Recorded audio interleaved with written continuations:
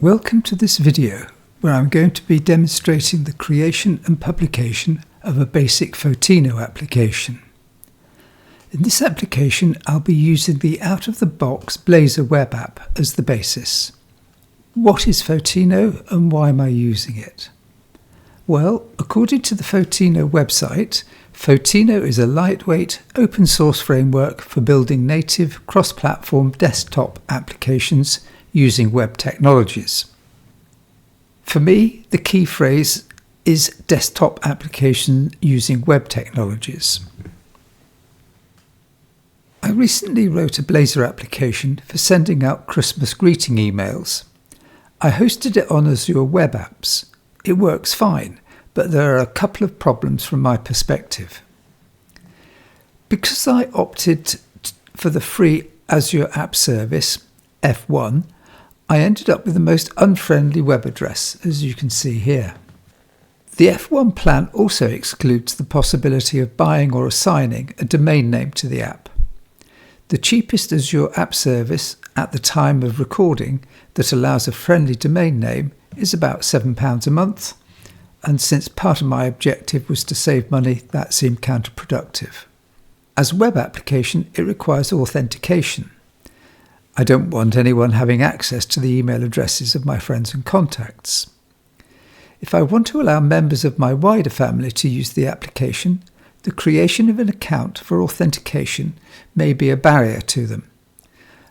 An application that is self-contained and can be installed on individual computers would avoid this problem. For this application, I used the Azure external Entra ID, and that was an added complication, although I did eventually pick my way through it.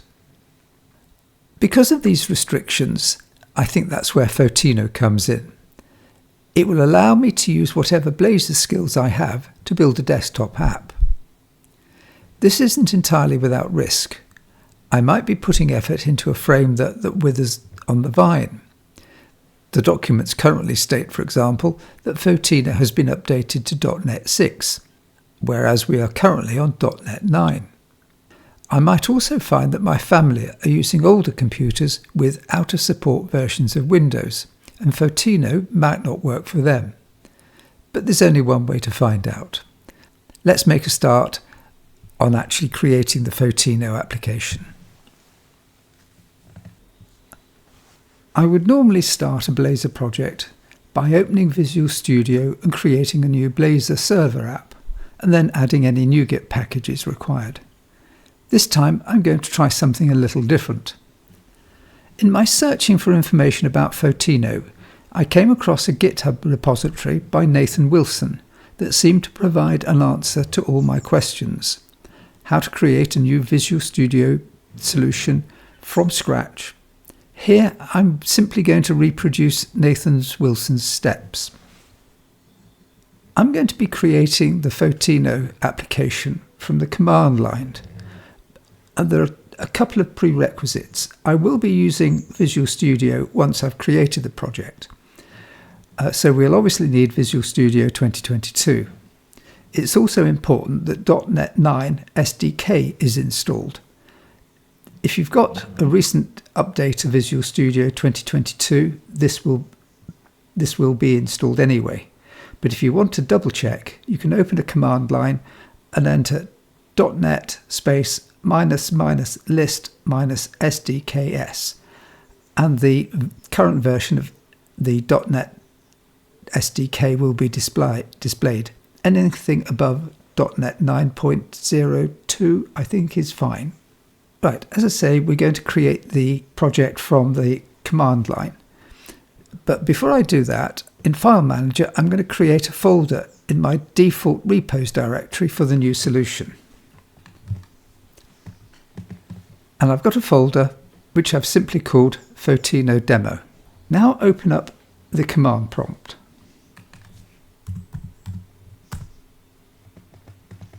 And the first thing we need to do is to change into that directory.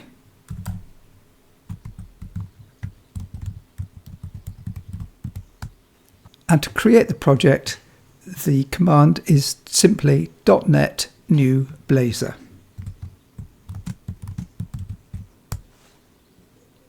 And then to install Photino Blazor, .NET add package photino.blazor.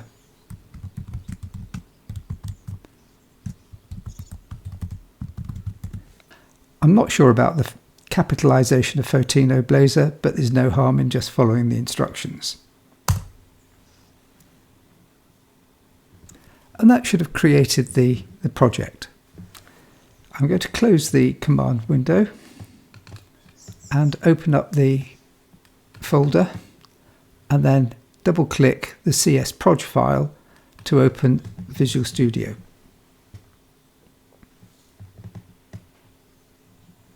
Then we want to go to the www-root folder and add a new file called index.html.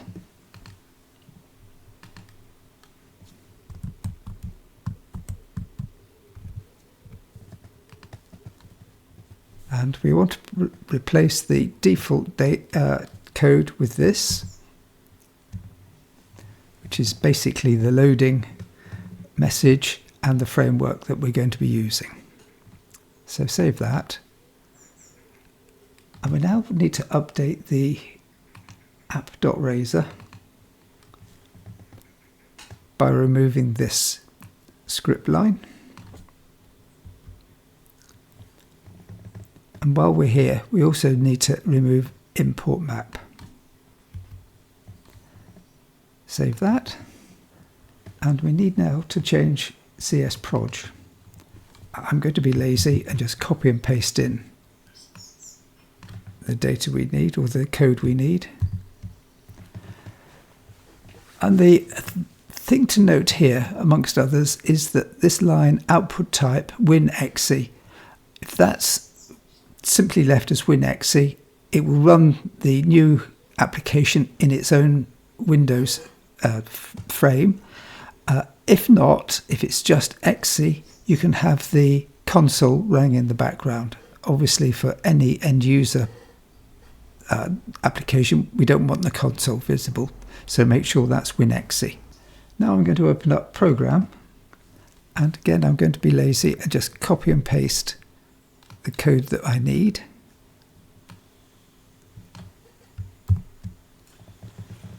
And the only change that I discovered that I needed to make from Nathan Wilson's GitHub is that I needed to add using Photino Blazor in here.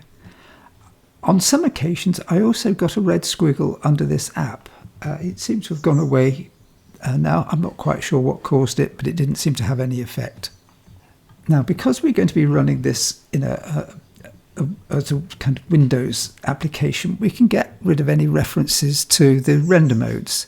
So on counter.razor, we can get rid of that line. And on weather, we can get the stream rendering, remove the stream rendering line. And as a double check on CS proj, just make sure we've got the SDK is microsoft.net.sdk.razor. We can now delete any unnecessary files. We won't need the error, so we can remove that. And now we can save all files. And notice when we do that, it will come up and will default to the Photino folder. And this will be actually saving the solution folder. So click Save. And that will have the effect of kind of suggesting you reload. If you reload the project, do it now. And with all the files saved, I'll save them again, we should now be able to run the project.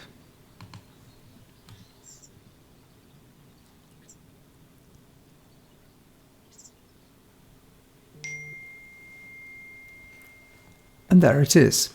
We've now got our application in its own window, and I can do all the usual things with a basic Blazor application.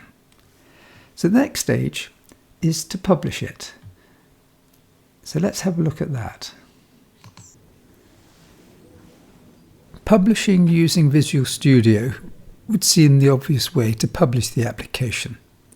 It works, but there are one or two small traps that are best avoided. The end result will be a folder of files that can be copied and pasted to other PCs with a .exe file that can be double-clicked to run the application.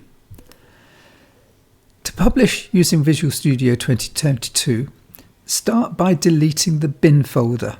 It'll probably exist if you've already run the application.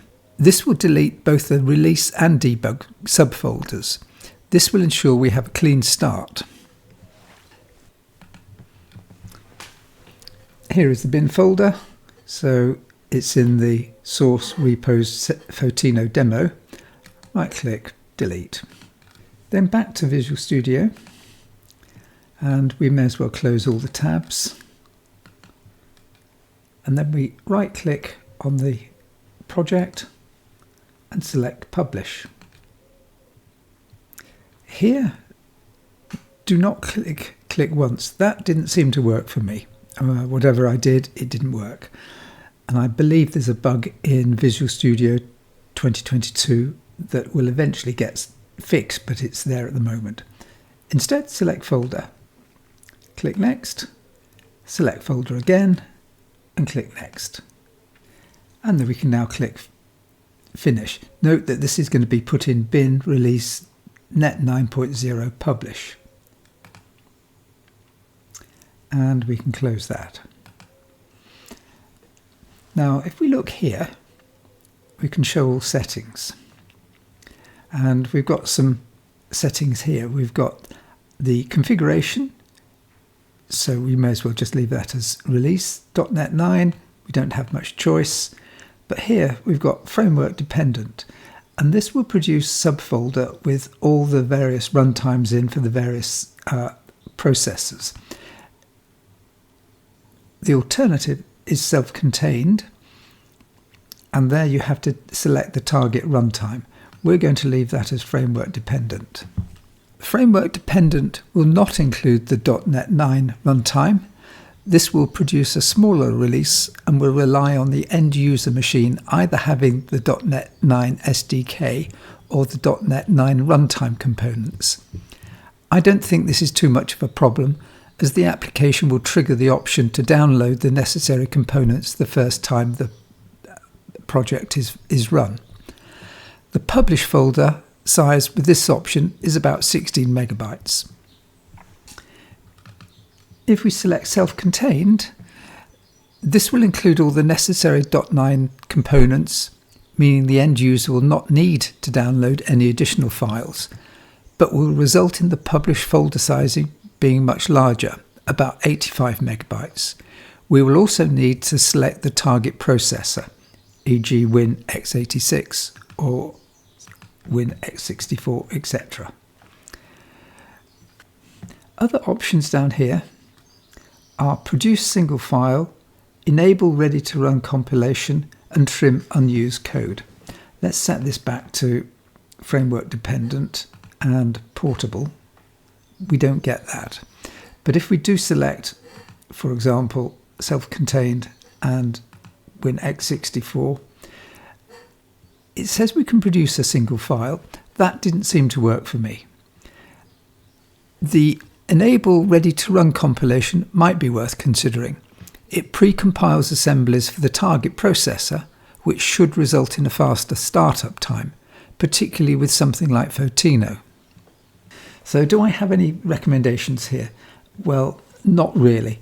Don't select produce single file. I think I would probably go for framework dependent, Win x64, and click enable ready to run compilation.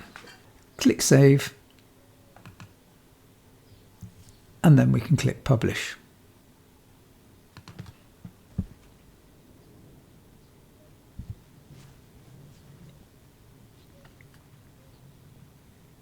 And after a little while it finishes, and we can now navigate to the publish folder, or we can click here.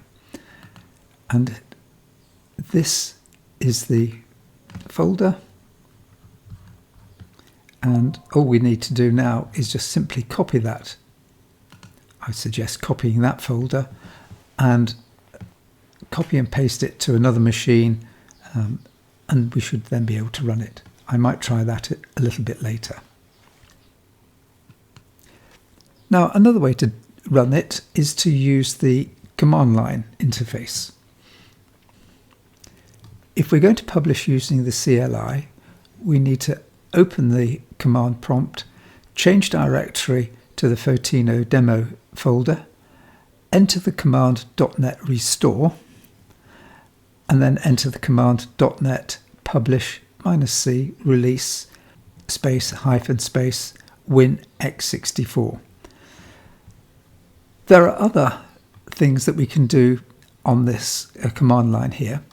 We can select to add hyphen self-contained true, and that bundles the .NET runtime, but this results in a much larger package. We can select to publish single file, merges everything into one executable, but it didn't work for me. We can publish trimmed, which removes unused code, and we can click enter publish ready to run equals true for a faster startup. That might be worth considering. We can also add the parameter to direct the output to a particular folder. It will publish to the designated folder, but for some reason it will always issue a warning that you've got to be careful with the end result. We can also publish for other platforms. So we can publish for Linux, Mac OS, or ARM64. So let's see this in action. So the first thing I'm going to do is change into the Photino demo directory.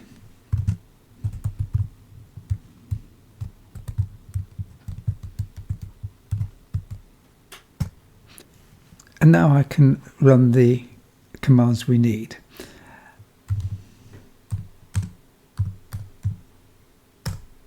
First, I'm going to delete the bin file or bin folder. And now if I run dir, we should see we've got directories there, but we haven't got the bin folder. The next thing to do is to restore dependencies. Now, restoring dependencies ensures that all NuGet packages and tools the app needs are downloaded, compatible and cached locally. If we recently compiled the project, it probably isn't necessary, but we should probably do it as a matter of good practice anyway. So .NET restore.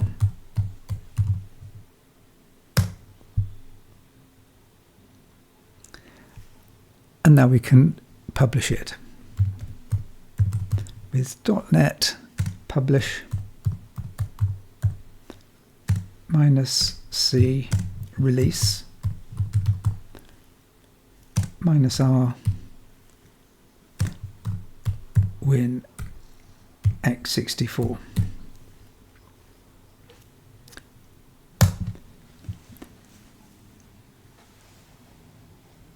This will create a folder in Photino demo called bin release net9 win x64 called publish. The content of this folder can then be copied and pasted to the end user PC. Note that this is not self-contained, and therefore the target machine might prompt for the download of a Windows desktop runtime. The same. Let's have a look at it in File Explorer.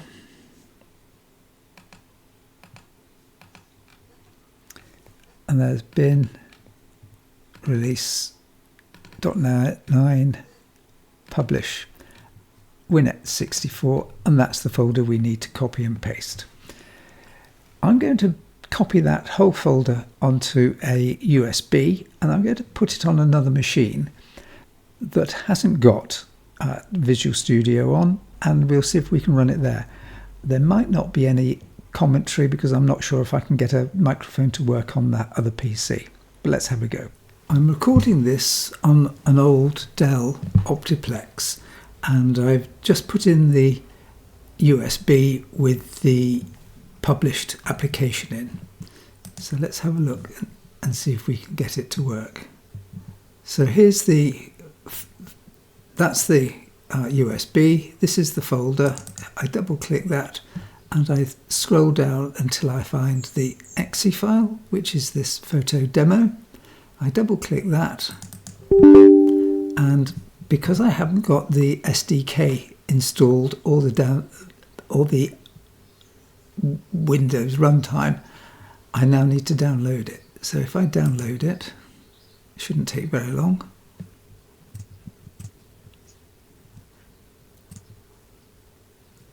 If I open the file and install,